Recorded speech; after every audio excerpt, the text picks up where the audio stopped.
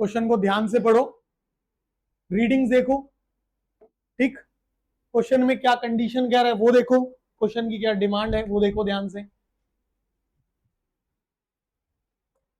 देखो बेटा क्या कह रहा है, कहता है दो वायर्स हैं ए एंड बी और मटेरियल क्या है बेटू, सेम। कुछ याद आया? अगर हम लोग कहते थे कि हमारे पास मटेरियल क्या हो जाए, सेम, तो यहां से हमने दो चीजें बनाई थी अगर याद हो। पहला, आपकी नंबर डेंसिटी क्या हो जाएगी बेटू, सेम। और दूसरा, आपके पास जो रेजिस्टिविटी है वो भी क्या हो जाएगी, सेम, कोई चेंजेस नहीं होंगे। आगे बढ़ो। And having same length, length भी क्या है, सेम है। नाउ लेंथ हमें क्या दी गई है, सेम। फिर and have their cross sectional area in the ratio of 1:4। Now A1 by A2 is 1/4। कहता है what would be the ratio of heat produced in these wires when same voltage is applied across each। अब condition क्या दे दी है, voltage क्या है, same, और demand क्या है बेटा, हीट का रेशो। तो याद करो, अगर वोल्टेज को हमने कांस्टेंट रखा, वोल्टेज को हमने सेम रखा, so what will be the heat का रेशो, इट इज V²T/R। अगर देखा जाए बेटू तो हीट जो है वो रेजिस्टेंस के साथ कैसे वेरी कर गई, इनवर्सली। अब ध्यान से, ये रहा हमारे पास सारा का सारा गिवन डेटा। यहां से हम क्या करेंगे, R is equal to ρL/A। आप ध्यान से देखो, आपके पास जो रेजिस्टिविटी है वो क्या चल रही है, फिक्स हो गई, कांस्टेंट हो गई। यहां से लेंथ भी क्या चल रही है, सेम। तो सीधा सा पॉइंट आ गया कि रेजिस्टेंस और एरिया कैसे वेरी करेंगे, इनवर्सली। अगर रेजिस्टेंस और एरिया इनवर्सली है तो मैं कर सकता हूं R1/R2 is equal to A2/A1। ध्यान से देखो, यहां A1/A2 कितना है, 1/4। अगर रेसिप्रोकेट करा जाए तो R1/R2 विल बी व्हाट, 4/1। जल्दी से बेटा, अब आपके पास रेजिस्टेंस का रेशियो आ गया, आप इस रेशियो को कहां यूज करके देखो, यहां पर, ठीक है। सो अगर हमने इक्वेशन नंबर 1 को देखा,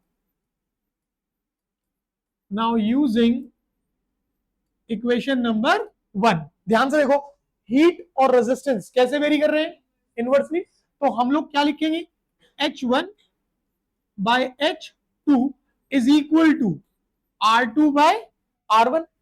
R1/R2 है हमारे पास।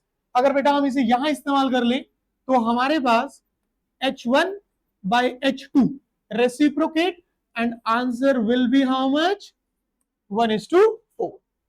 समझ आया या नहीं, पूरा क्वेश्चन हो जाएगा अच्छे से, पक्की बात। चलें आगे, देखो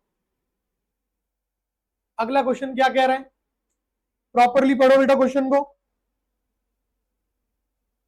क्वेश्चन को ध्यान से पढ़ेंगे।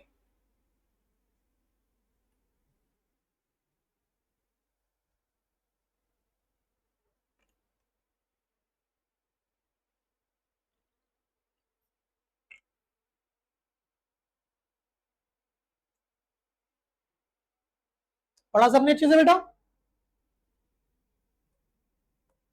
विश्वेंद्र एंड विक्रम पढ़ाई में ध्यान दो सामने, ठीक है। आपके पास 3 इलेक्ट्रिक बल्ब्स हैं, ठीक। एक है 40 वॉट, एक है 60 वॉट और एक है 100 वॉट।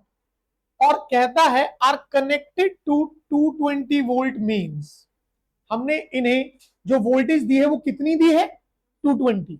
डन भाई, 40 वॉट के लिए भी कितनी, 220, 60 वॉट के लिए भी कितनी, 220, और 100 वॉट के लिए भी कितनी, 220। ये कंसीडर करेंगे।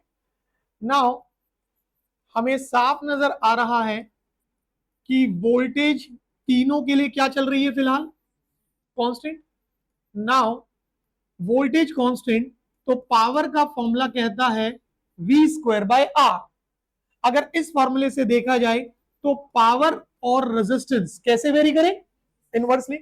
हम यहां लिखते हैं ध्यान से, P1 is 40 watt, then P2 is 60 watt and P3 is 100 watt. तो देखा जाए तो हम कह सकते हैं जहां पावर सबसे कम होगी वहां पर आप लोगों के पास रेजिस्टेंस हाईएस्ट होगा, ठीक।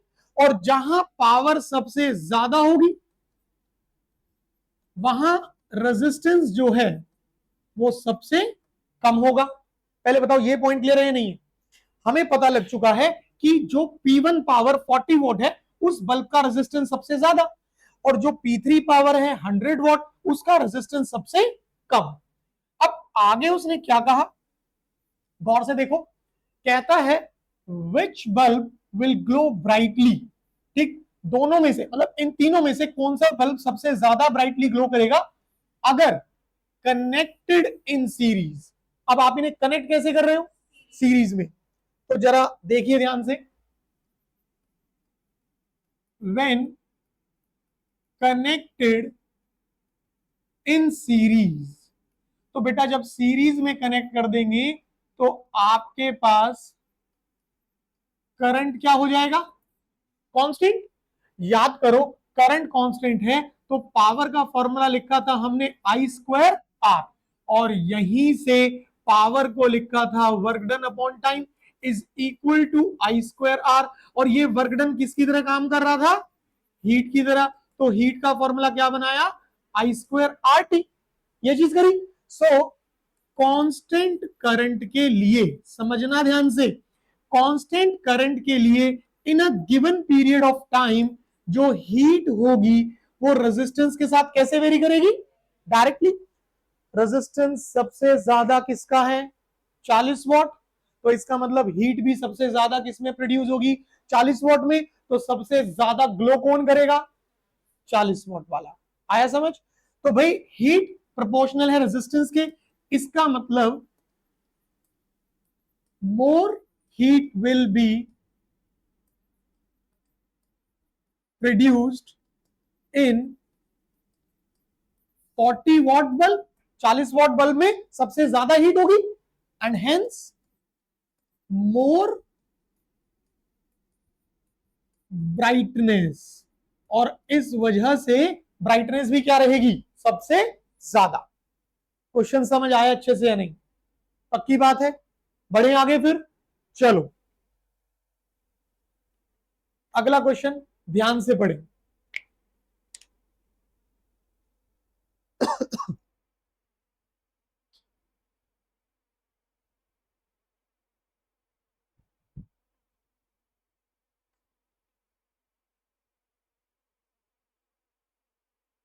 क्वेश्चन इंपॉर्टेंट है और एग्जाम्स में काफी बार आया है बेटा ये, और पहले ये क्वेश्चन एनसीईआरटी में भी था आपके पास।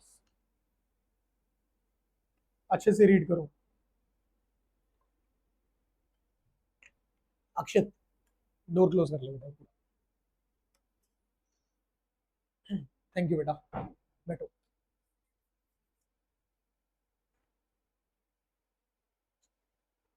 पढ़ा क्वेश्चन सबने? पक्का? अब एक चीज ध्यान से सुनो, क्वेश्चन के अंदर उसने कहा कि जो 8 वोल्ट वाला सेल है हमारा, हम उसे क्या कर रहे हैं? चार्ज कर रहे हैं किससे? 120 वोल्ट से, ठीक है।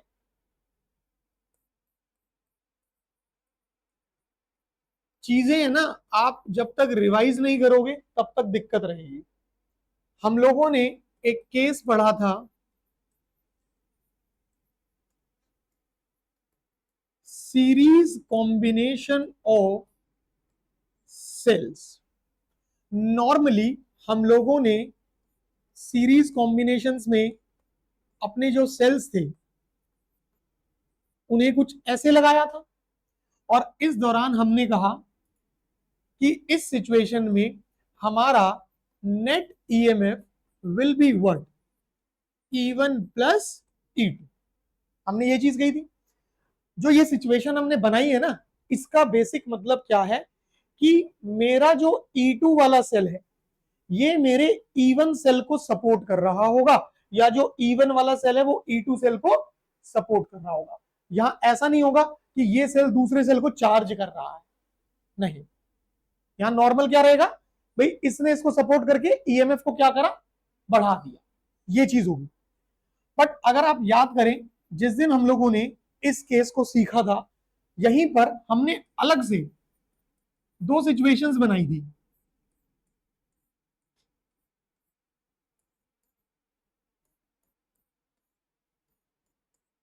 आया कुछ है? What are these situations? जब हम एक बैटरी को दूसरी बैटरी से क्या करते हैं, चार्ज करते हैं। आई बात समझ? तो इसका मतलब जो ये क्वेश्चन कह रहा है कि 8 वोल्ट के सेल को तुमने इस 120 वोल्ट वाले से चार्ज करा, तो तुम कनेक्शन ये नहीं बना रहे हो, तुम कनेक्शन कौन से बना रहे हो, ये वाले बना रहे हो।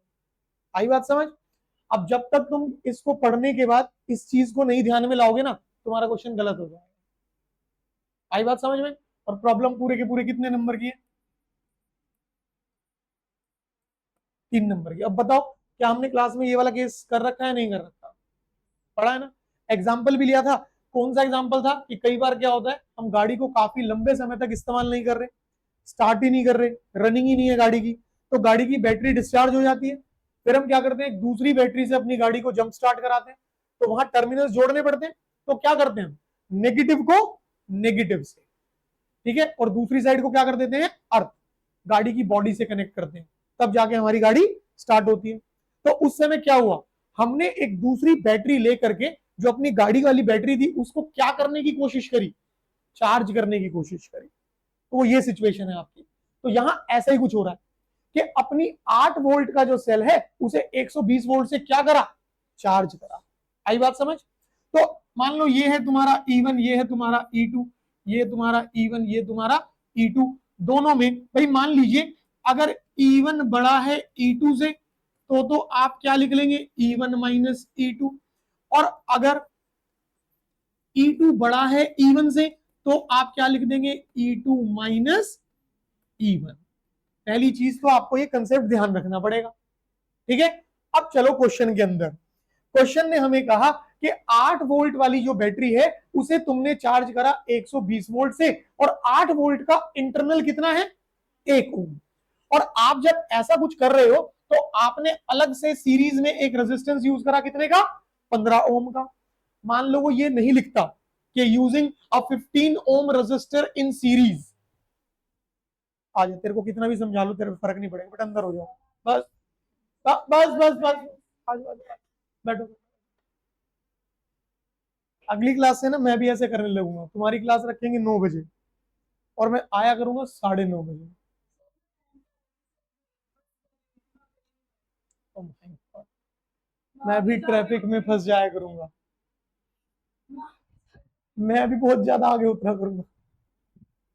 मैं समझ रहा हूँ मॉर्निंग में ट्रैफिक होता है, मैं समझ रहा हूँ, कोई दिक्कत नहीं, ना कर टेंशन। बट कोशिश करा कर, जब तुझे पता है कि मॉर्निंग टाइम में रश आवर्स होते हैं, तो थोड़ा सा पहले निकला जा सकता है या कुछ और किया जा सकता है, हो सकता है ना, या नहीं हो सकता? मुझे पता है मॉर्निंग टाइम में रश होता है, और मैं पिछले दिनों से गाड़ी यूज नहीं कर रहा, मैं भी कैसे आ रहा हूँ, गुर्र गुर्र स्कूटी से आ रहा हूँ, क्योंकि मुझे पता है कि मॉर्निंग टाइम में क्या होगा, बहुत ज्यादा ट्रैफिक होगा। जहां पहुंचने में मुझे हाफ एन आवर लगता है, वहीं मुझे शायद 1.5 आवर लग सकता है। तो वो टाइम डूइंग चुपहिया पार्किंग में, और दुपहिया बाहर, और गेड़ी कसते हुए, हवा का आनंद लेते हुए आ जा रहे हैं। हर चीज का सोल्यूशन हमारे पास है, बट कोशिश करनी है हमें थोड़ी सी बस, ठीक है। चल कोई बात नहीं, बट यही सोच, अगर तू बोर्ड एग्जाम में ऐसा, तो वहां कोई सुनेगा तेरी बात, क्या करेगी, बस वाले भैया के साथ साथ चली जाएगी, चलो भैया थोड़ा आगे उतार देना हमें, नहीं ना है। अब मान ले स्कूल बस भरी हुई है, नहीं उतार रहा, ड्राइवर मेरे जैसा है, कह रहा मैं निकला गड्डी लेके, रास्ते में मोड़ आया ही नहीं, रेड लाइट दिखी नहीं, है ना, कुछ भी हो सकता है ना। तो प्लीज थोड़ा सा ध्यान दीजिए बेटा, जरूरी है। तो अगर उसने यहां सीरीज नहीं भी बोला, तो हमें ध्यान रखना है इंटरनल और एक्सटर्नल आपस में हमेशा कैसे होंगे, भाई बहुत सारे इंटरनल हैं, ठीक है, तो बहुत सारे इंटरनल आपस में सीरीज में भी हो सकते हैं, पैरेलल में भी हो सकते हैं। बहुत सारे एक्सटर्नल आपस में सीरीज में भी हो सकते हैं और पैरेलल में भी हो सकते हैं, परंतु अगर इंटरनल और एक्सटर्नल की बात है तो वो हमेशा कैसे रहेंगे, ऑलवेज इन सीरीज। ध्यान रहेगी बात। चलिए अब बनाते हैं हम इसका छोटा सा सर्किट और फिर देखते हैं। ये रहा हमारा सेल 8 वोल्ट वाला, इसका इंटरनल रेजिस्टेंस कितना है बेटा, 1 ओम, ये लिख दिया। इसे चार्ज कर रहे हो 120 वोल्ट से, इसे चार्ज कर रहे हो 120 वोल्ट से using a 15 ohm resistor in series. और हम लोगों ने यहां पर सीरीज में कितना इस्तेमाल कर लिया बेटा, 15 ओम। सर्किट हमारा तैयार है। अब ध्यान से देखो, positive negative negative positive. Question की डिमांड में जाने से पहले आप एक दो चीजें पहले ही मेंशन कर लो। इस पूरे अरेंजमेंट में हमारा नेट ईएमएफ, ये वाली सिचुएशंस बन रही है, तो नेट ईएमएफ में क्या आएगा, डिफरेंस आएगा। तो net EMF will be written as what, 120 minus 8 और कितना हो गया आपका 112 वोल्ट। हाँ या ना, ठीक। और अगर हमने बात करी पूरे के पूरे सर्किट के नेट रेजिस्टेंस की, net resistance of the circuit, so will be what, internal and plus external, दोनों लिए जाएंगे। अगर देखा जाए तो इंटरनल कितना है आपका, ये रहा 1 ओम, और बेटा एक्सटर्नल कितना है आपका 15 ओम, तो ये कितना बन गया आपका 16 ओम।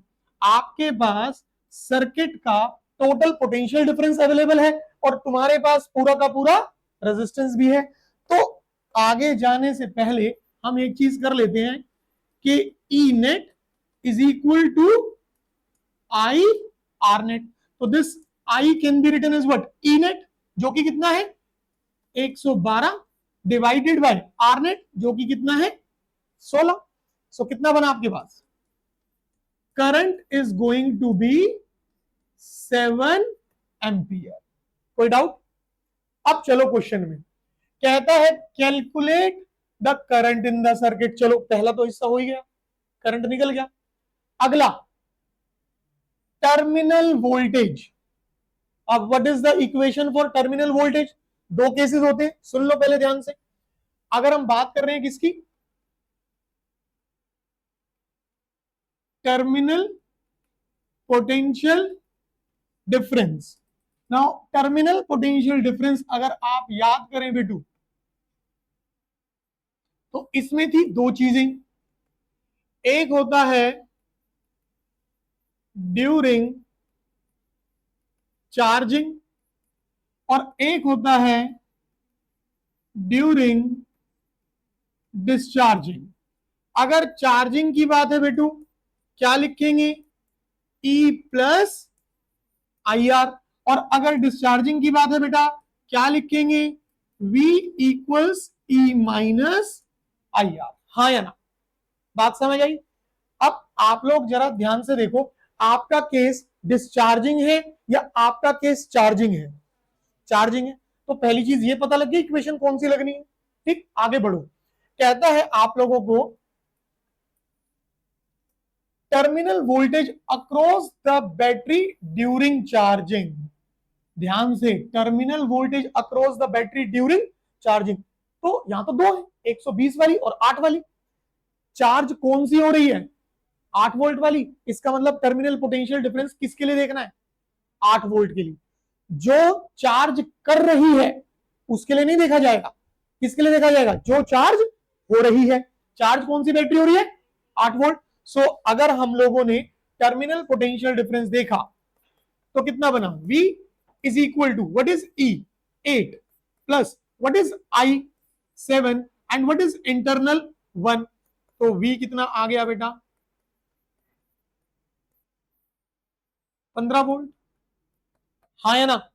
और याद करो, अगर तुमने चैप्टर को ध्यान से सीखा तो हम कहते थे जब कभी भी डिस्चार्जिंग है TPD will be less than EMF, और इसका रीजन भी पढ़ा था। भाई टीपीडी ईएमएफ से कम क्यों होगा? Because there always exist a potential drop within the cell because of the internal resistance. के सेल के अंदर ही इंटरनल रेजिस्टेंस की वजह से क्या होता है? Potential drop. इस वजह से टीपीडी ईएमएफ से क्या होता है? छोटा। बट अगर आपको याद हो इस सिचुएशन में जब हमने बात करी थी चार्जिंग की, तो चार्जिंग की इक्वेशन में V was greater than what? E। Terminal potential difference EMF से क्या होता था? बड़ा। Check it out. टीपीडी कितना है? 15 वोल्ट। ईएमएफ कितना था? तो टीपीडी ईएमएफ से बड़ा है या नहीं है? आई बात समझ में? क्लियर हुआ अच्छे से? अगला पॉइंट क्या कह रहा है बेटू, ध्यान से देखो। We need to find out the chemical energy stored in the battery in 5 minute. हमें केमिकल एनर्जी निकालनी है अपनी बैटरी में जो कि 5 मिनट के अंदर बनी होगी। बहुत रेयर चांसेस है कि ऐसा कुछ पूछे आपसे।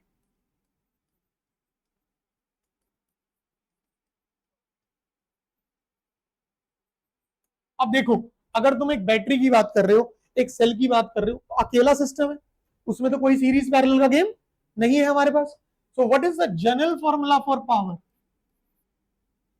It is V I. Derive किया था हमने कि भाई पावर का आपका जनरल फॉर्मूला क्या बन रहा है? It is V into I। Power is what? Work done by time and it is V into I। ये वर्क डन किसका काम करने लगेगा अब? केमिकल एनर्जी का। तो हमारी केमिकल एनर्जी कितनी बन गई? VIT। हाँ या ना? हमारे सेल का ईएमएफ कितना है? 8 वोल्ट। करंट कितना है? 7 इंटू कितने टाइम की बात है बेटा? It is 5 minutes. तो यहां कितना कर देंगे आप? 5 इंटू 60 सेकेंड्स। सॉल्व आउट करके जो भी आया एनर्जी है तो इतने जूल्स। समझ आई बात? पूरे 3 नंबर निकाल दोगे या नहीं? गड़बड़ तो नहीं करोगे? पक्का? आगे बढ़े? चलो अगली प्रॉब्लम देखो। बहुत मजेदार है बेटा और इजी भी है, ध्यान से पढ़ेंगे।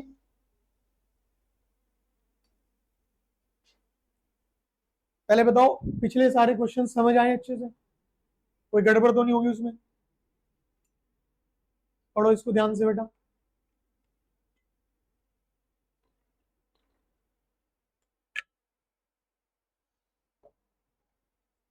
सोचो क्या करोगे?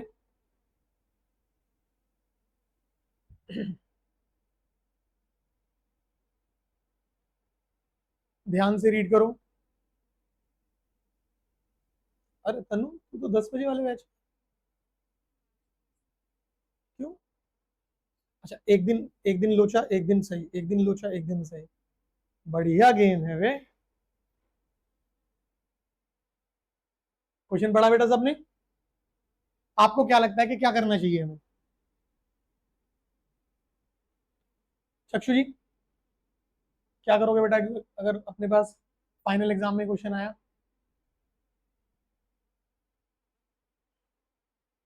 मैं रहूंगा वहां, साथ रहूंगा मैं आप लोगों के, डोंट वरी। हर एक बच्चे के साथ रहूंगा। तो महिमा करेगी, ये बढ़िया है। अरे कैसे पॉसिबल है रे? हैं? किसी एक का ही पेपर लिख के आ सकता हूं मैं या नहीं? लंबे बाल करके जाने पड़ेंगे। अमृत का लिख देंगे। ठीक है अमृत, चेहरे पे मुस्कुराहट देखो। वेरी गुड अमृत। करें शुरू या नहीं? स्वीटी कह रही 2 लख चुपचाप मेरा पेपर। देखो भाई, आपके पास स्वीटी तो एकदम से गुस्से में आ जाती है। आपके पास पहले बल्ब की रेटिंग ये रही, दूसरे बल्ब की रेटिंग ये रही। ठीक है, ध्यान से देखिएगा। चलो बल्ब बनाते हैं अब की बार हम बढ़िया सा। बल्ब B1 रेटिंग्स है P1 इंटू V, और ये रहा हमारा बल्ब B2। इसमें रेटिंग कितनी है बेटा? P2 into V। आप लोग अगर इन रीडिंग्स को ध्यान से ऑब्जर्व करें बेटा, तो आपको एक चीज साफ नजर आएगी, वोल्टेज पोटेंशियल डिफरेंस क्या चल रहा है, सेम चल रहा है। अगर पोटेंशियल डिफरेंस सेम चल रहा है, पावर का कौन सा फॉर्मूला लगाना पड़ेगा, वी स्क्वायर बाय आर। तो अगर ये फॉर्मूला लगा रहे हो तो मेरे पास इस सिचुएशन के अंदर मैं क्या लिखूंगा, P1 is equal to V square by R1।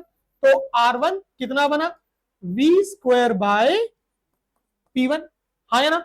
As it is अपनी इस सिचुएशन में देखूं तो मैं लिखूंगा P2 is equal to V square by R2। और मेरा R2 कितना बना बेटा, वी स्क्वायर बाय, बोलो हाँ या ना भाई, पक्की बात है। अच्छा बताओ ये कर सकते थे या नहीं, हाँ या ना। कैसे भाई, मुझे कह रहा है इन सीरीज एंड इन पैरेलल, और बल्ब की बात कर रहा है। बल्ब क्या है, एक तरह का रेजिस्टेंस, मतलब मैं पॉइंट पकड़ूंगा resistance in series and resistance in parallel, हाँ या ना। मतलब मैं पावर और वोल्टेज से पहले क्या निकाल दूंगा, फिर रेजिस्टेंस का ही फॉर्मूला यूज करूंगा, सीरीज वाला और पैरेलल वाला। और जब वहां रेजिस्टेंस की वैल्यू पुटअप करूंगा मैं ये वाली, तो क्या मेरे आंसर P1 और P2 की टर्म्स में नहीं आएंगे, यही तो डिमांड है उसकी, हाँ या ना। आगे आंसर देखो, अगर मैं कनेक्ट करता हूं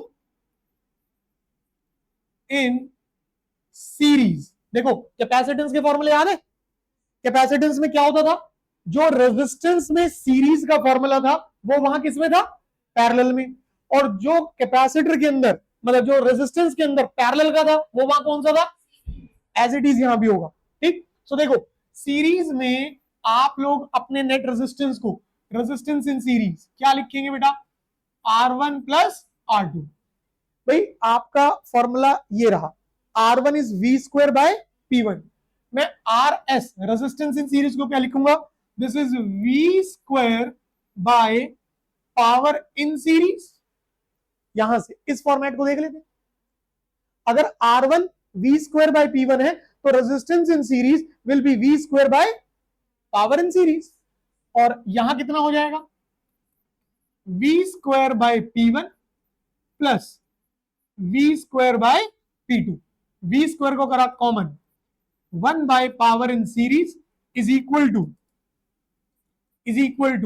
1 by P1 plus 1 by P2। तो पावर इन सीरीज क्या बन गई, P1 P2 divided by P1 plus P2। बेटा आया याद थोड़ा सा कि ऐसा ही कुछ किसमें था, कैपेसिटर में था, ठीक। अच्छा ये तो कहानी किसकी होगी, सीरीज की। अब बिल्कुल ठीक इसी तरीके से हम कर देते हैं इन पैरेलल। अगर पैरेलल में है तो 1 by resistance in parallel is equal to 1 by R1 plus 1 by R2, 1 divided by resistance in parallel. अब सुनो ध्यान से, आपका फॉर्मूला ये, तो resistance in parallel V square by power in parallel, ठीक। तो resistance in parallel V square by power in parallel is equal to 1 by V square by P1 plus 1 by V square by P2। ये power in parallel ऊपर जाएगा, ये P1 ऊपर जाएगा और ये P2 ऊपर जाएगा। आपके पास बना power in parallel by V square, P1 by V square plus P2 by V square. 1 by V square common निकाल के cancel, and what will be the answer, power in parallel is P1 plus P2। समझ आया या नहीं, concept clear है अच्छे से। अगर न्यूमेरिकल रीडिंग्स आती हैं तो ऐसे ही जाना है, इसी तरीके से कर पाएंगे पक्का। बढ़े अगले क्वेश्चन पे, चलिए let's see the next one.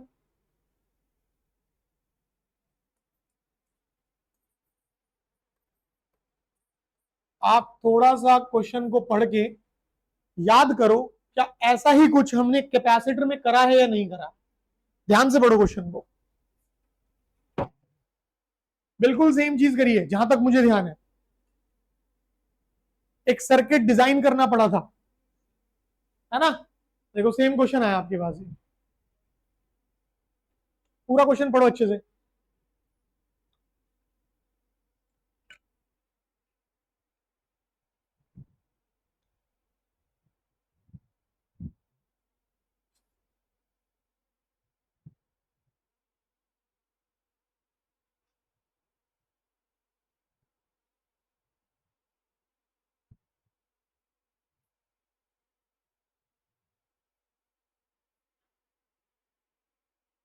पढ़ा सबने? देखो बेटा, क्वेश्चन के अंदर एक पॉइंट है जो कि अगर आपको याद हो हमने लास्ट क्लास में अलग से लिखा भी था। Would send maximum current through an external resistance. Current maximum करना है, ठीक, और वो भी कहां से? एक्सटर्नल रेजिस्टेंस से।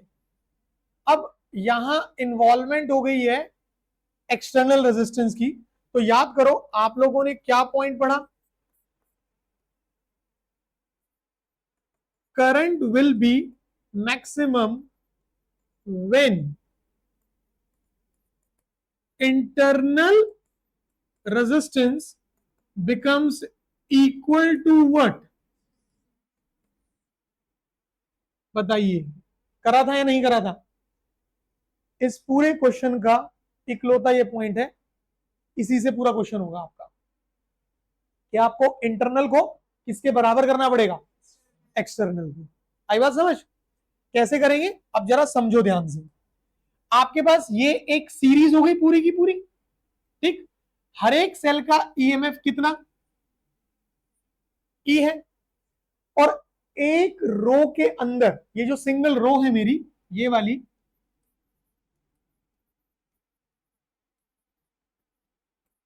इस सिंगल रो के अंदर कितने सेल लगे हैं? N number of cell. हर एक सेल का इंटरनल रेजिस्टेंस कितना है? आर।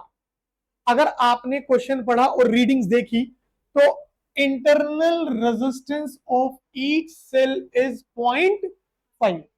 मैं अभी सिर्फ और सिर्फ सिंगल रो, ठीक, और हम लोग अभी जो कैलकुलेशन कर रहे हैं वो किसकी कर रहे हैं बेटा? Calculation of the total internal resistance. अभी आप लोग जो कैलकुलेशंस देखोगे यहां पर, वो सिर्फ और सिर्फ किसकी देखोगे? पूरे सर्किट का टोटल इंटरनल रेजिस्टेंस कितना है। तो हम लोगों ने पहले किसको पकड़ा? एक सिंगल रो को, और हमने देखा एक रो के अंदर जितने भी सेल लगे हैं वो कैसे लगे हैं? सीरीज में।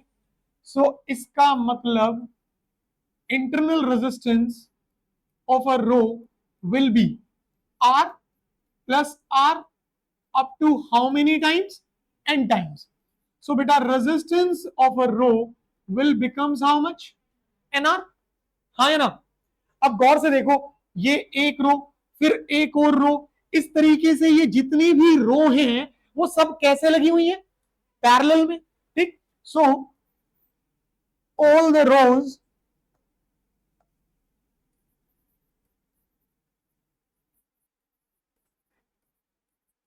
are connected in parallel. हाँ है ना? तो इसका मतलब अगर मैंने इन सभी रो को पैरेलल में कनेक्ट करके टोटल रेजिस्टेंस निकाल दिया तो वो इस सर्किट का टोटल इंटरनल रेजिस्टेंस होगा। हाँ है ना? तो इसका मतलब 1/R नेट। अब ये जो आर नेट है ये क्या रिप्रेजेंट करेगा? Total internal resistance. हाँ या ना? सो कितना होगा देखो, 1/R net is equal to resistance of a row plus resistance of a row and plus up to how many times? कितनी है? m नंबर हो तो कितने तक जाएगा? m टाइम्स तक। तो अगर मैंने इसे सॉल्व करा तो मेरे पास बना 1/R net is equals to m resistance of a row, and what is the resistance of a row? NR. मैंने इसे यहां इस्तेमाल कर लिया, तो मेरे पास बना 1/r net is equal to कितना? m/nr। और यहां से नेट इंटरनल रेजिस्टेंस आ गया nr/m। पहला पॉइंट समझ आया? रिपीट कर रहे हैं, ध्यान से समझना और ध्यान से सुनना बेटा। आपके पास पहले एक रो देखी, एक रो में जितने भी सेल हैं वो कैसे कनेक्टेड है? सीरीज में। आपने सीरीज वाला फॉर्मूला लगाया और एक रो का आपने नेट इंटरनल रेजिस्टेंस पता कर लिया, ठीक। फिर आपने देखा कि भाई एक रो, फिर दूसरी रो, इस तरीके से कितनी रो जुड़ी हुई है? m नंबर ऑफ रोज। और ये m नंबर ऑफ रोज कैसे जुड़ी हुई है बेटा? तो आपने पैरेलल वाला फॉर्मूला लगा करके पूरे सर्किट का जो नेट इंटरनल रेजिस्टेंस बनेगा वो निकाल दिया। डन है। अब ध्यान से, क्वेश्चन के अंदर एक बहुत ही बेहतरीन चीज कह रहा है, कह रहा है टोटल कितने सेल हैं? 12। एक चीज सोचो, एक रो में कितने लगे? n। एक रो में कितने लगे? n। और कितनी नंबर ऑफ रो है? m। तो इसका मतलब n into m is how much? ये गिवन है। जब कह रहा है 12 सेल्स और ये अरेंजमेंट है, तो n को m से मल्टीप्लाई करोगे तो क्या आ गया? टोटल नंबर ऑफ सेल्स आ गए, हाँ या ना? एक ये पकड़ लो और एक ये पकड़ लो, ठीक है, और कंडीशन को यूज कर लो। ठीक, कैसे? समझना ध्यान से। For maximum current, for maximum current, this total internal should be equal to what? External. Now what is internal? nr by m. What is external? r. nr by m ही था ना? हाँ ठीक है। अब यहां देखो इंटरनल की वैल्यू कितनी है? 0.5 और एक्सटर्नल की कितनी है? 1.5। यूज करते हैं यहां पे, तो n as it is, r is 0.5 divided by m is equal to this is 1.5। Cancel करा 3, तो n can be written as what? 3m। But हमारे पास nm कितना है? nm is 12। आपने n की जगह यहां रखा, सो कितना हो गया आपके पास? 3m square is 12। So m square is 4, तो m का वैल्यू कितना आ गया? 2। अगर m की वैल्यू 2 यहां रख दो तो n कितना आ गया? सो नंबर ऑफ सेल्स इन अ रो, एक रो में कितने नंबर ऑफ सेल्स हैं? 6। एंड नंबर ऑफ रोज कितनी है?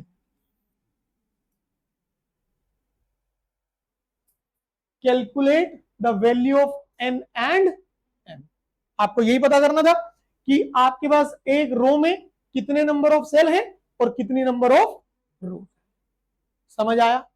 कर सकते हैं अच्छे से, प्रैक्टिस करेंगे क्वेश्चन को, बहुत इजी है, बेसिक है, आराम से हो जाएगा। बढ़े आगे। विनायक क्लियर है यहां तक? चले भाई, स्वीटी क्लियर है बेटू? चलिए तो फिर अगला क्वेश्चन लगाएंगे बेटा। बहुत ध्यान से पढ़े, बहुत इंपॉर्टेंट है बेटा, प्रॉपरली पढ़े क्वेश्चन को।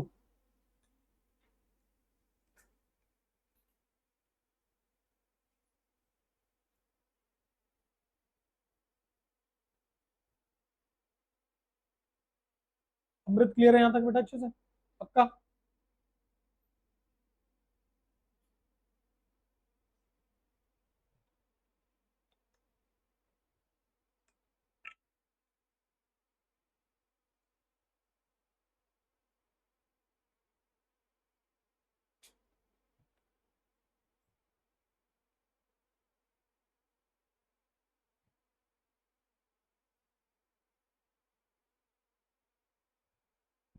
क्वेश्चन पढ़ लिया? पक्की बात है? सुनो ध्यान से, छोटा सा पॉइंट, ठीक, फिलहाल थोड़ा सा रटने वाला हो जाए फिलहाल के लिए, ठीक है। बट क्योंकि करंट इलेक्ट्रिसिटी के अंदर आपके पास कैपेसिटर का पॉइंट आ गया, सर्किट आ गया, और वो भी डीसी सोर्स के साथ, तो आपको ध्यान रखना पड़ेगा। ठीक, रटने वाला पॉइंट फिलहाल ये है, a capacitor will blocks the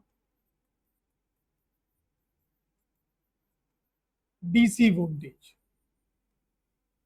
capacitor जो है एसी वोल्टेज को अलाउ करता है, डीसी वोल्टेज को अलाउ नहीं करता। कारण जो है बता देते हैं, समझो ध्यान से। जैसे मैं कहता हूं हमारे पास एक कंडक्टर, तो कंडक्टर की जो प्रॉपर्टी है करंट को रोकने वाली, उसे हम कहते हैं रेजिस्टेंस। अगर कंडक्टर है तो कंडक्टर की जो प्रॉपर्टी है करंट को रोकने वाली, क्या कहते हैं उसे? Resistance. As it is capacitor की वो प्रॉपर्टी जो करंट को अपोज करेगी is known as capacitive reactance. क्या कहते हैं इसे? Capacitive reactance. रिप्रेजेंट करते हैं एक्सी से। यहां रेजिस्टेंस वर्ड इस्तेमाल नहीं होगा, काम रेजिस्टेंस वाला है, करंट को रोकने वाला है, बट रेजिस्टेंस वर्ड इस्तेमाल नहीं करते। कारण है क्योंकि कैपेसिटर जो अपोजिशन दे रहा है वो फ्रीक्वेंसी पे डिपेंड करेगी, और कंडक्टर जो अपोजिशन देता है जिसे हम रेजिस्टेंस कहते हैं वो फ्रीक्वेंसी पे डिपेंड नहीं करती है। तो यहां आप रेजिस्टेंस वर्ड का इस्तेमाल नहीं करते, यहां क्या कहते हैं? रिएक्टेंस। तो कैपेसिटिव रिएक्टेंस का फॉर्मूला होता है 1/2π/µc। और जो हमारा ये डीसी वोल्टेज है, डीसी वोल्टेज की फ्रीक्वेंसी, जो डीसी वोल्टेज है इसकी फ्रीक्वेंसी कितनी ली जाती है? 0। अगर आप यहां इस्तेमाल कर देते हैं 0, तो आपका एक्सी कितना बन जाएगा? इनफाइनाइट। एक्सी कौन है? Capacitive reactance. क्या मतलब है? अपोजिशन। और अपोजिशन कितनी आ रही है? इनफाइनाइट। तो क्या वो उस वोल्टेज को, करंट को आगे जाने देगा? नहीं। तो ये जो बैटरी से, इस सेल से जो करंट जाएगा, ठीक, कैपेसिटर से आगे फ्लो, इसका मतलब in the steady state this branch will not work out. Steady state में आपकी ये ब्रांच बिल्कुल भी काम, सर्किट में हमारा ये हिस्सा बच गया। समझना ध्यान से, हाँ या ना? क्लियर हुई बात भाई?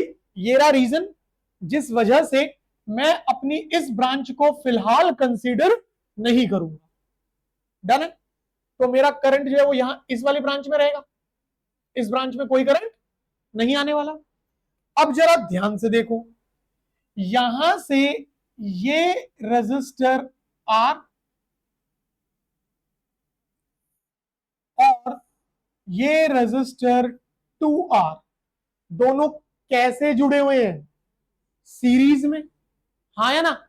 इसका मतलब मैं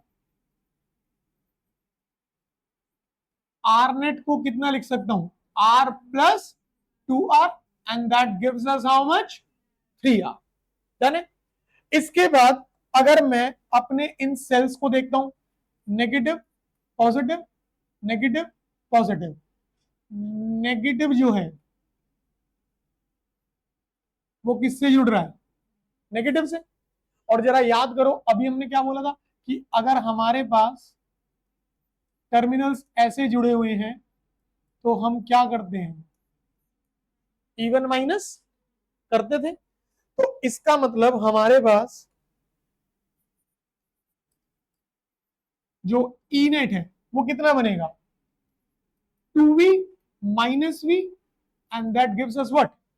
V। पहले बताओ, इतने में कोई डाउट? पक्की बात है? बढ़े आगे। अब अगर मैं इसे इस्तेमाल कर लेता हूं तो मैं लिख पाऊंगा E net is equal to I R net. Now what is E net? V। I हम पता करना चाहेंगे, and what is R net? 3R। मुझे करंट पता लग गया, V/3R। हाँ या ना? क्लियर हुई यहां तक की कहानी? पक्की बात है? श्योर?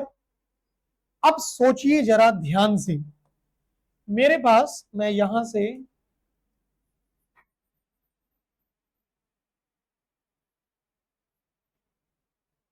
देखो, ये जो पॉइंट्स हैं हमारे बी और ये पॉइंट ई, ठीक है, मतलब मेरा ये हिस्सा, मेरा ये पूरा सर्किट, ये वाला,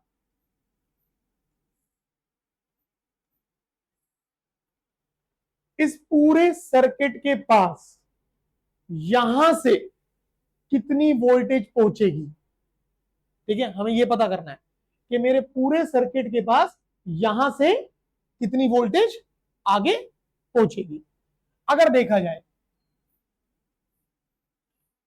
ये 2 वोल्ट जो है ये आगे पहुंचनी चाहिए, बट जब यहां से करंट फ्लो करा तो इसके अगेंस्ट कुछ ना कुछ पोटेंशियल ड्रॉप हो जाएगा या नहीं। तो इसका मतलब 2 वोल्ट में से मैं यहां के पोटेंशियल ड्रॉप को हटाऊंगा और अब जो बचेगा वो मेरे पास कहां पहुंचेगा, इसके पास, या नहीं। मैंने ऊपर वाले हिस्से को कंसीडर क्यों नहीं करा, क्योंकि देखो यहां कितना है V और यहां भी कितना है, पोटेंशियल डिफरेंस कितना हो जाएगा, तो ये वाला तो हिस्सा इसके लिए काम सिर्फ यही बचेगा। उसमें से भी हमने क्या करा कि 2 वोल्ट में से यहां पोटेंशियल ड्रॉप होने के बाद जो बचेगा वो मेरे किसके पास पहुंचेगा, इस पूरी ब्रांच के पास, या नहीं। बात समझ आई। So now potential difference reaching to BE, कि भाई जो बीई वाला ब्रांच है वहां कितना पहुंचा, वहां पोटेंशियल पहुंचा this 2V minus potential drop across 2R, ये चीज होगी। नाउ कितना लिखेंगे, 2V minus, and if you remember potential drop, potential difference is written as what, current into resistance. Now what is the current, it is V by 3R into what is the resistance, 2R, यहां से cancel, कितना बना 2V minus 2 by 3V, solve करो कितना हो जाएगा 4 by 3V, हाँ या ना। इसका मतलब मेरे इस पूरे सर्किट में पॉइंट बी पॉइंट ई पर कितना पोटेंशियल डिफरेंस पहुंचा, ये वाला, हाँ या ना। अब इसमें से जब ये हट जाएगा तो बाकी बचा हुआ कहां पहुंचेगा, सी पर, या नहीं। सो नाउ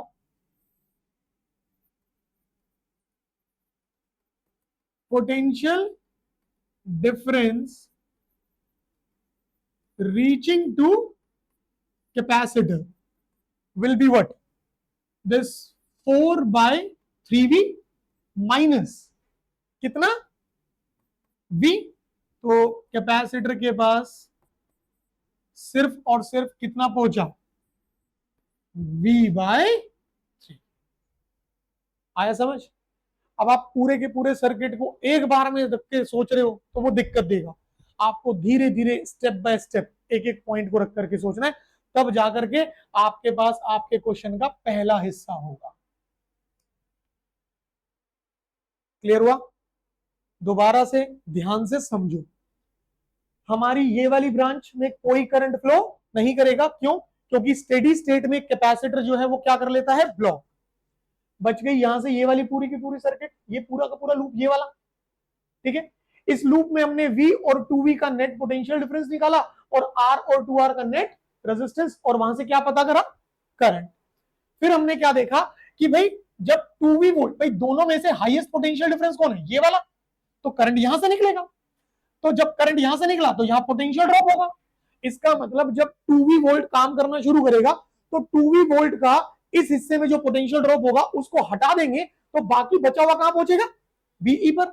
और जब बीई पर पहुंच गया तो उसमें से इस V को हटाएंगे तो सारा बचा हुआ कहां पहुंचेगा, वो आ। तो कैपेसिटर पर कितना पहुंच रहा है? अगर हमारे कैपेसिटर को इतना पोटेंशियल डिफरेंस मिल रहा है तो क्या वो चार्ज स्टोर नहीं करेगा? बिल्कुल करेगा. So now what will be the charge store? Formula Q is equal to voltage across the capacitor. And what is the voltage across the capacitor? तो अगर मैं यहां पुट अप कर देता हूं तो मेरे पास चार्ज कितना आएगा? CV by. आया समझ या नहीं? पक्का? और अगर पोटेंशियल डिफरेंस पहुंच रहा है तो भैया एनर्जी भी बनेगी. तो एनर्जी को छोटा सा यहां बना देते हैं. C part, what is energy? Half of CV square. It is half of C into what is V square? It is V square by 9 and answer will be CV square by 18. यह प्रश्न आपका 3 number में आया हुआ है. हो जाएगा या नहीं? समझ आया? अच्छे से क्लियर है? और बाबू देखो, जब तक आप प्रैक्टिस नहीं करेंगे दिक्कत रहेगी. अभी भी वक्त है, अपने अंदर सुधार लाओ, क्वेश्चंस को प्रैक्टिस करो. ठीक है, चलो आ जाओ अगले क्वेश्चन पर. ध्यान से पढ़ेंगे बेटा.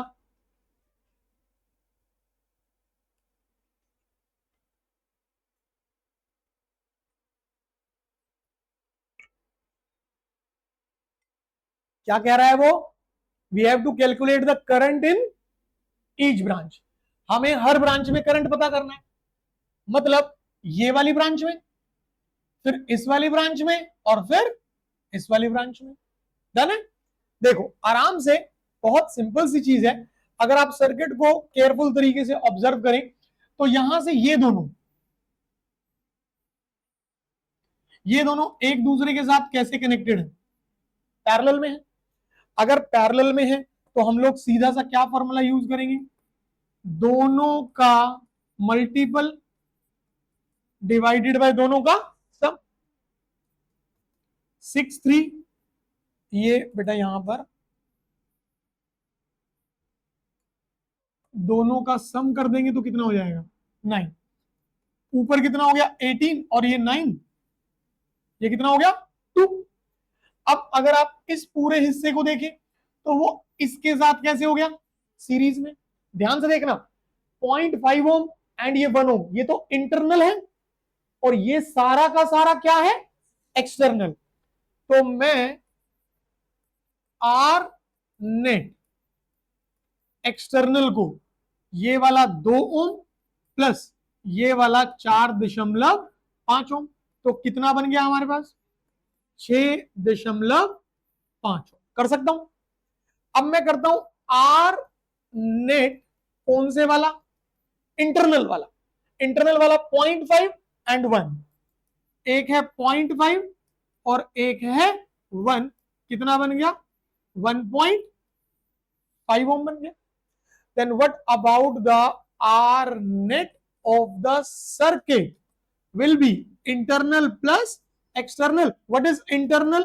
1.5. What is external? 6.5. That gives you how much? 8 ohm. Done है भाई? पक्की बात? तो हम लोग यहां से थोड़ी सी जगह बना लेते हैं, इसको हटाते हैं और इसको कर लेते हैं यहां पर. इन्होंने मिलके कितना दे दिया? 2 ओम. ठीक है. अब आप लोग ध्यान से जरा सर्किट को दोबारा देखो. यहां पर नेगेटिव पॉजिटिव पॉजिटिव नेगेटिव, क्या यूज करोगे? E1 प्लस E2 या E1 माइनस E2? बताओ भाई. हाँ, तो E नेट होगा सबट्रैक्ट, तो 8 volt minus 4 volt will gives you what? तो सबसे पहले बाबू E net I R net. What is E net बेटा जी? 4. What is I? नहीं पता. What is R net? 8. Current आ गया ½ एम्पियर. हाँ या ना? पक्की बात है? जरा ध्यान से सोचना, ये आपका जो करंट आया वो टोटल करंट आया. ये पूरा का पूरा हिस्सा आपस में कैसे कनेक्टेड है? सीरीज में करंट क्या होता है? कांस्टेंट। नेमिंग कर लेते हैं। मान लीजिए ये पॉइंट है आपका ए, ये पॉइंट है आपका बी, और यहां से ये पॉइंट है आपका सी। तो आप यहां क्या मेंशन करेंगे बेटा? आप मेंशन करेंगे कि A B and B C are in series, and in series current remains the same. इसका मतलब क्या हुआ? इसका मतलब हुआ कि जो आपका टोटल करंट है वही करंट आपके पास ए बी में भी होगा, और वही करंट आपके पास बी सी में भी होगा। हाँ या ना? इसका मतलब current through 4.5, which means current through 4.5 ओम कितना माना जाएगा? Half ampere. आपको ब्रांच ए बी का करंट पता लग गया। अब बारी आती है बीसी जो है, उसमें एक है 3 ओम और एक है 6 ओम। लास्ट क्लास में एक बड़ी ही प्यारी सी चीज समझाई थी आपको।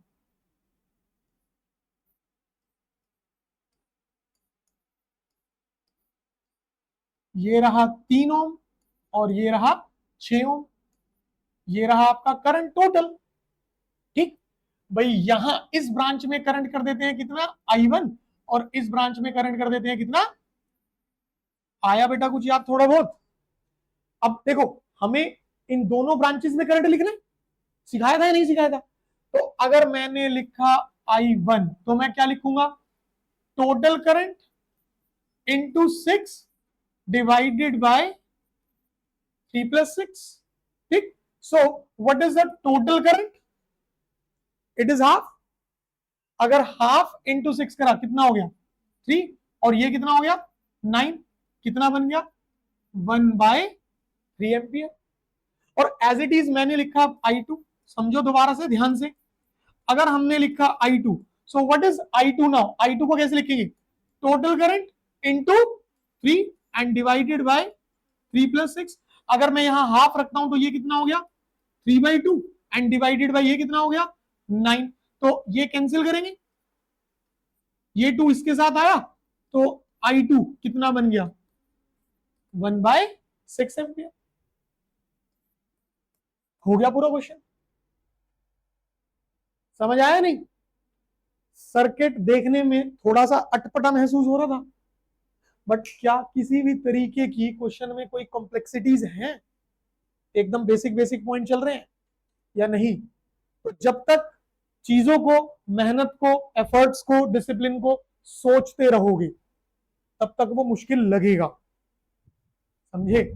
एक बार उसे करना शुरू करो तो चीजें थोड़ी सी इजी होंगी वहां पर। आई बात समझ? हो जाएगा क्वेश्चन अच्छे से? चलो ध्यान से देखो।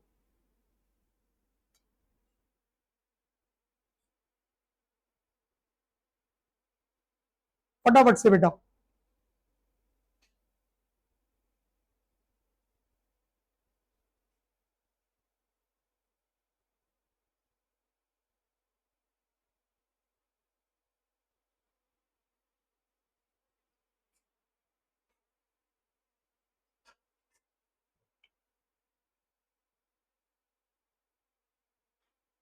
पढ़ा सबने?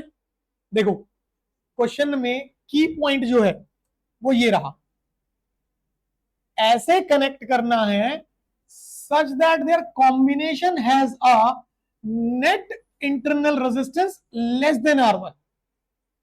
दो वैल्यूज है, एक है 5 ओम और एक है 10 ओम। ठीक है भाई, एक है 5 और एक है 10। दोनों में से किसी एक को पकड़ लो जो तुम्हारा दिल करे। 5 पकड़ना है 5 और 10 पकड़ना है 10। तुमसे कहता है आप इन दोनों को ऐसे जोड़ो कि जो नेट रेजिस्टेंस है वो 5 से कम होना चाहिए, या फिर आप इन्हें ऐसे जोड़ो जो नेट रेजिस्टेंस है वो 10 से कम होना चाहिए। कम चाहिए ना, ज्यादा तो नहीं। अगर ज्यादा चाहिए होता है तो कैसे जोड़ते? सीरीज में। कम चाहिए तो कैसे जोड़ोगे? पैरेलल में। इसका मतलब मेरे प्यारों, आप लोगों को जो ईएमएफ E2 है और जो ईएमएफ E1 है, इन दोनों को कैसे जोड़ना पड़ेगा, पैरेलल में जोड़ना पड़ेगा। अब हो गया क्वेश्चन। देखो तो यहां पर आपसे जो क्वेश्चन में डिमांड कर रहा है बेटा, वो क्या कर रहा है, draw the circuit and find the current through R, और करंट निकालना है कहां पर, आर पर। तो अगर सर्किट को ड्रॉ करने की बात आती है तो सिंपली हम लोगों ने क्या करा, ये रहा सेल, ये रहा सेल, और दोनों को कैसे कनेक्ट करा, parallel, E1 R1 E2 R2 और एक्सटर्नल में जोड़ दिया। अब एक बात सोचो, क्या आपने ये चीज कॉम्बिनेशन ऑफ सेल्स में सॉल्व करी है, नहीं करी? ये हो गया I1, ये हो गया I2, मिल करके टोटल करंट कितना बना देंगे, I, जो कि किसके बराबर होगा, I1 प्लस, यहां वापस कौन जाएगा, I1, यहां वापस कौन जाएगा, I2। हमें डिराइव नहीं करना, समझना ध्यान से, हमसे उसने क्या कहा, टोटल करंट, रेजिस्टेंस R। भाई इस पूरे सर्किट का नेट ईएमएफ कितना होगा बेटा, E1 R2 plus E2 R1 divided by R1 plus R2। भाई पैरेलल में तो यही होता है, ठीक। इसके बाद सर्किट का नेट इंटरनल कितना होगा, R1 R2 divided by R1 plus R2। ये तो इंटरनल है, ठीक। अगर हम बात करें R net of the whole circuit, so it will be internal and external always in series. भाई इंटरनल और एक्सटर्नल हमेशा कैसे रहते हैं, सीरीज में। तो आप यहां इंटरनल की वैल्यू डालो, this is R1 R2 divided by R1 plus R2 and plus R, ये बना। अब ध्यान से सोचो, आपके पास ये रहा नेट पोटेंशियल डिफरेंस और ये रहा आपका नेट रेजिस्टेंस, तो फॉर्मूला क्या यूज करेंगे, E net is equal to I R net, E net is equal to I R net, then what will be I, this is the net EMF, जो कि कितना है आपके पास, E1 R2 plus E2 R1 divided by R1 plus R2 and whole divided by net resistance, ये रहा, this is R1 R2 divided by R1 plus R2 and plus R। कुछ नहीं करना, यही छोड़ देना है आप, समझ आया। हद से अगर और आगे जाना चाहते हो, यहां एलसीएम ले लो और इक्वेशन को रेसिप्रोकेट करके एक प्रॉपर और अच्छी सी इक्वेशन बना देना, हो जाएगा क्वेश्चन, कर सकते हैं अच्छे से। देन आज का लास्ट, ध्यान से पढ़ो बेटा, क्वेश्चन को ध्यान से पढ़ो, ध्यान से।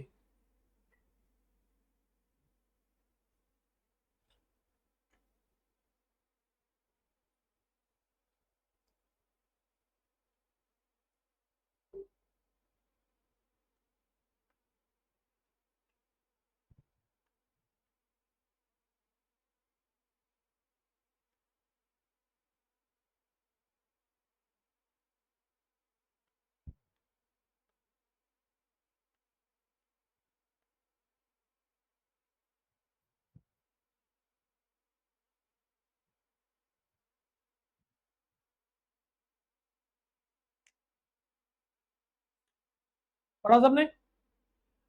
क्वेश्चन में आपको क्या वेरिफिकेशन मांग रहा है, क्या प्रूव करने के लिए कह रहा है, कह रहा है show that a voltmeter when placed across the cell, this is the voltmeter when placed across the cell, in that case it is going to read what, the TPD, हाँ है ना। फिर कहता है and across the resistor in turn gives the same reading and in turns across the resistor, और जब आपने इसके अक्रॉस कनेक्ट करा यहां पर, तो जब आप वोल्टमीटर को यहां कनेक्ट करोगे तब वो आपको क्या देगा, पोटेंशियल ड्रॉप अक्रॉस 4 ओम। तो कह रहा है वेरीफाई करो कि ये दोनों रीडिंग्स क्या होंगी, सेम। होती भी है, हमने कहा था ना कि जो सेल से बाहर टर्मिनल्स में मिल रहा है दैट्स टीपीडी, और जो टर्मिनल्स में मिलेगा वो ही कहां जाएगा, एक्सटर्नल रेजिस्टेंस में। भाई आपका ये रहा सेल, तो सेल से बाहर जो मिलेगा वो कहां जाएगा, यही तो जाएगा। तो चाहे वोल्ट मीटर को आपने सेल के टर्मिनल्स में लगाया, चाहे वोल्ट मीटर को आपने इस 4 ओम के अक्रॉस लगाया, तो क्या वो अलग रीडिंग देगा? अगर अलग रीडिंग आई है तो आप गलत कर रहे हो। वो रीडिंग हमेशा क्या आनी चाहिए, सेम आनी चाहिए। अब देखो कैसे, समझो ध्यान से। सबसे पहले आप ये देखो, सर्किट में नेट पोटेंशियल डिफरेंस कितना है, इट इज 12 वोल्ट, हाँ या ना। इसके बाद आप देखो सर्किट का net external resistance, net resistance of the circuit कितना है बेटा। हम कहते हैं ना internal and external are always in series, so internal plus external always in series. Done है भाई। आपका नेट पोटेंशियल पता है, पोटेंशियल डिफरेंस, आपको नेट रेजिस्टेंस पता है, आप लोग क्या यूज करेंगे, E net is equal to I R net. और अगर ऐसा किया बाबू, what is E net, 12 volt. Current हमें पता करना है, व्हाट इज आर नेट, 6। तो आपका करंट कितना आया, 2 एंपियर। अब समझना ध्यान से, पहला point, voltmeter across the cell. अभी हम चेक कर रहे हैं कि वो सेल के अक्रॉस क्या करेगा। तो सेल के अक्रॉस जो वो रीड करेगा, वो क्या रीड करेगा, टीपीडी। और इस टीपीडी को हम क्या लिखेंगे, V is equal to E minus, discharging हो रही है ना, तो क्या लगाओगे, V equal to E minus I R. Then what will be V, what is E, 12, what is I, 2, and what is internal, 2। ये कितना हो गया, 4। एंड आपके वोल्ट मीटर ने कितना रीड किया, 8 वोल्ट, हाँ या ना। देन केस नंबर 2, अब केस नंबर 2 क्या होगा, V अक्रॉस द 4 ओम। अब वो वोल्ट मीटर कहां रीडिंग देखेगा, 4 ओम पर। तो जब V अक्रॉस 4 ओम देखेगा तो आप क्या लगाओगे, I R. Now what is I, 2, what is R, 4, and that gives you what, 8 volt, हाँ या ना। हो गया प्रूफ कि आप वोल्ट मीटर को सेल के टर्मिनल्स में लगाओ या फिर वोल्ट मीटर को आप एक्सटर्नल रेजिस्टेंस में लगाओ, दोनों ही जगह वो क्या रीड करेगा, टर्मिनल पोटेंशियल डिफरेंस। क्योंकि जो सेल के टर्मिनल्स में मिल रहा है वो ही कहां जा रहा है, एक्सटर्नल रेजिस्टेंस में। तो रीडिंग अलग नहीं हो सकती, वो सेम रीडिंग आएगी। क्वेश्चन समझ आए यहां तक, आज वाले सारे क्वेश्चन क्लियर हुए। धीरे धीरे अगली क्लास की गेम समझ आ गई क्या होगी, अब वो इससे भी थोड़ा सा अप हो जाएगा। क्लियर है, चलो मिलते हैं बेटा नेक्स्ट में हम लोग।